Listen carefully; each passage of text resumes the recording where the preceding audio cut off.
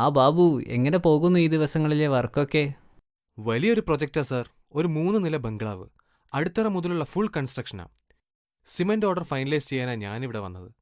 കൊള്ളാമല്ലോ. എത്ര സിമന്റ് വേണ്ടി വരും? ഇപ്പോൾ ഒരു 8 മുതൽ 10 ട്രക്ക് വരെ വേണ്ടിവരും. പെയിന്റ്സൊക്കെ പിന്നെയാണ് വരുന്നത്. അതൊരു മികച്ച പ്രൊജക്റ്റ് ആണല്ലോ. അപ്പോൾ എല്ലാ മെറ്റീരിയൽസും ഇവിടെ നിന്നാണോ എടുക്കുന്നത്? സിമന്റ് ഇവിടെയും തന്നെ, ബാക്കിയുള്ളത് നമുക്ക് നോക്കാം. ബാബു സാർ, ഞാനൊരു കാര്യം ചോദിക്കട്ടെ? നിങ്ങളുടെ കഴിഞ്ഞ പ്രൊജക്റ്റിലേക്കുള്ള പെയിന്റ് എവിടെ നിന്നാണ് വാങ്ങിയത്? അത് ക്ലയന്റാണ് തീരുമാനിച്ചത്. അവർ അടുത്തുള്ള പെയിന്റ് ഷോപ്പിൽ നിന്ന് അത് വാങ്ങിയത്. അത് തന്നെ, സിമന്റ് നിങ്ങൾ തീരുമാനിക്കുന്നു, പക്ഷേ പെയിന്റ് മറ്റാരോ തീരുമാനിക്കുന്നു. അതാണ് അവസരം രജനി സാർ. ഒരു വീടിന്റെ ലൈഫ് സൈക്കിളിൽ കൺസ്ട്രക്ഷൻ സമയത്ത് ഒരു വട്ടമേ സിമന്റ് ബിസിനസ് വരൂ. പക്ഷെ പെയിന്റ് ഓരോ 3 മുതൽ 5 വർഷത്തിലും ഇതേ വീടും ഇതേ ക്ലയന്റും മറ്റൊരു ഓപ്പർച്യൂണിറ്റി കൂടി ഉണ്ടാക്കുന്നു. ശരിയാണ്, റീപെയിന്റിംഗ് എപ്പോഴും നടക്കുന്ന കാര്യമാണ്.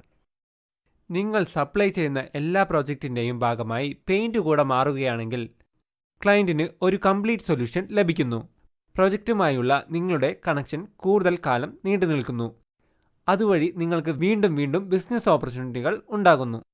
അതായത് ഒരു ക്ലയന്റിൽ നിന്ന് തന്നെ ഒന്നിലധികം ബിസിനസ് സൈക്കിളുകൾ കിട്ടുമെന്ന്. കൃത്യമായി പറഞ്ഞാൽ ഒരു പ്രൊജക്റ്റ് ഒന്നിലധികം അവസരങ്ങൾ. ഇതൊരു നല്ല ഐഡിയ ആണല്ലോ.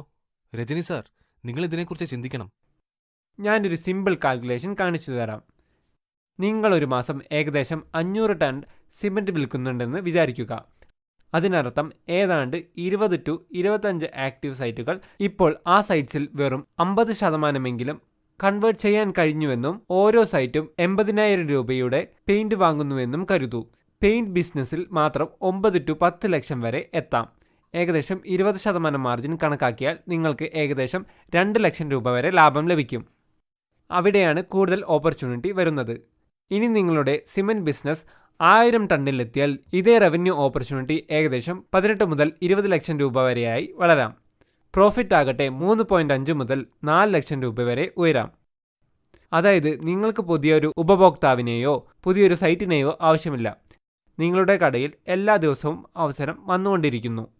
ഒരേ ഒരു ചോദ്യം ഇതാണ്: ആ ബിസിനസ് നിങ്ങളുടെ കൂടെ നിൽക്കുമോ അതോ മറ്റെവിടെയെങ്കിലും പോകുമോ? നമുക്ക് നഷ്ടമാകുന്ന എല്ലാ വലിയ ഓപ്പർച്യൂണിറ്റി പലപ്പോഴും നമ്മുടെ കൺമുന്നിൽ തന്നെയുള്ള ഒന്നായിരിക്കും.